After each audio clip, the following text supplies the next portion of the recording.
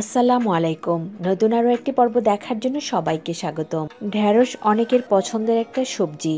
ঢ্যাঁড়সের অনেক রেসিপি আমরা খেয়েছি, কিন্তু ঢ্যাঁড়সের দো পেঁয়াজা কি খেয়েছেন? আজকে তৈরি করব ঢ্যাঁড়সের দো পেঁয়াজা।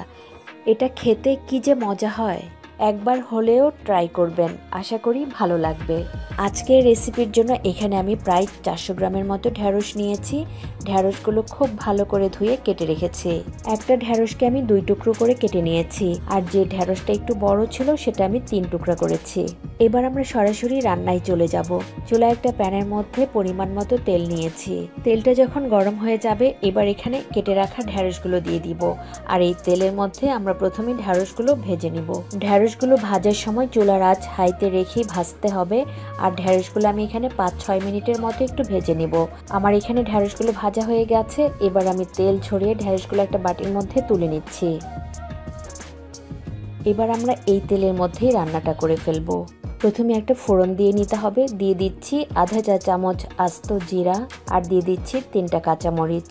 জিরাটা হালকা করে ভেজে নেওয়ার পর এবার এখানে দিয়ে দিচ্ছি আধা কাপ পেঁয়াজ কুচি। পেঁয়াজগুলো নেড়ে চেড়ে হালকা করে একটু ভেজে নিতে হবে। আমার এখানে পেঁয়াজগুলো ভাজা হয়ে গিয়েছে।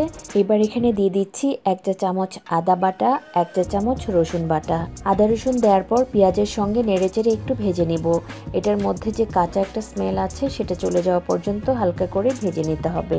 আদা রসুন যখন ভাজা হয়ে যাবে, এবার এখানে দিয়ে দিচ্ছি একটা টমেটো। আর আমি এখানে ফ্রোজেন টমেটো দিয়েছি। টমেটোটা দেওয়ার পর একটু সময় সবকিছু একসঙ্গে ভেজে নিব। এবার এখানে দিয়ে দিতে হবে গুঁড়া মশলা। প্রথমেই দিয়ে দিচ্ছি 1 চা চামচ লাল মরিচ গুঁড়া, আধা চা চামচের চেয়ে একটু কম হলুদের গুঁড়া, আধা চা চামচ ধনিয়া গুঁড়া, আধা চা চামচের চেয়ে একটু কম জিরার গুঁড়া। মশলাগুলো যেন পুড়ে না যায় সামান্য একটু পানি দিয়ে দিচ্ছি।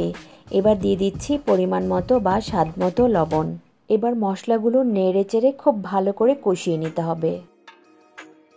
আমি এখানে মশলাগুলো প্রায় 5-6 মিনিটের মতো খুব ভালো করে কষিয়ে নিয়েছি।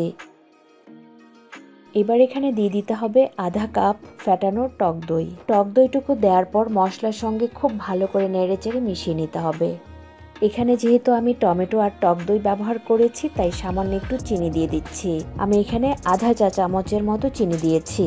মশলাটা খুব ভালো করে নেড়ে চেড়ে হাঁড়িটা ঢাকনা দিয়ে ঢেকে আরও প্রায় 7-8 মিনিটের মতো রান্না করে নিতে হবে।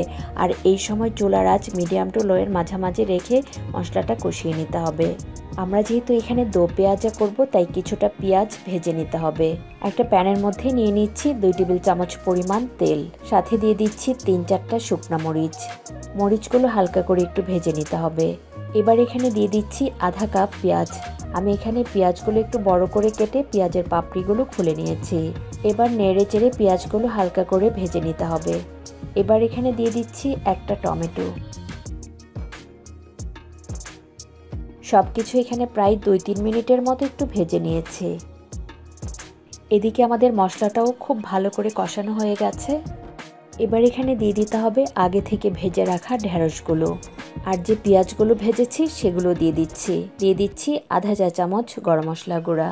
এবার সমস্ত কিছু খুব ভালো করে নেড়ে চেড়ে মিশিয়ে নিব। নেড়ে চেড়ে একটু ভাজা ভাজা করে নিতে হবে। আমাদের এখানে রান্নাটা কিন্তু হয়ে গেছে। নামানোর আগে দিয়ে দিচ্ছি 2 টেবিল চামচের মতো ধনেপাতা কুচি। ধনেপাতাটুকু দেওয়ার পর আবারও একটু নেড়েচেড়ে মিশিয়ে নিতে হবে। এই তো তৈরি হয়ে গেল খুবই মজাদার ঢ্যাঁড়সের দো পেঁয়াজা। ঢ্যাঁড়সের এই দো পেঁয়াজা এতটাই মজা হয় যে আপনারা ভাত, রুটি, পরোটা বা পোলাওর সঙ্গেও পরিবেশন করতে পারেন। আশা করি আজকের এই রেসিপিটি আপনাদের ভালো লেগেছে। ভালো লাগলে লাইক এবং কমেন্ট করে আমাকে জানাতে পারেন। আবারও কথা হবে নতুন কোনো রেসিপি নিয়ে। সেই পর্যন্ত সবাই খুব ভালো থাকবেন, সুস্থ থাকবেন। আল্লাহ হাফেজ।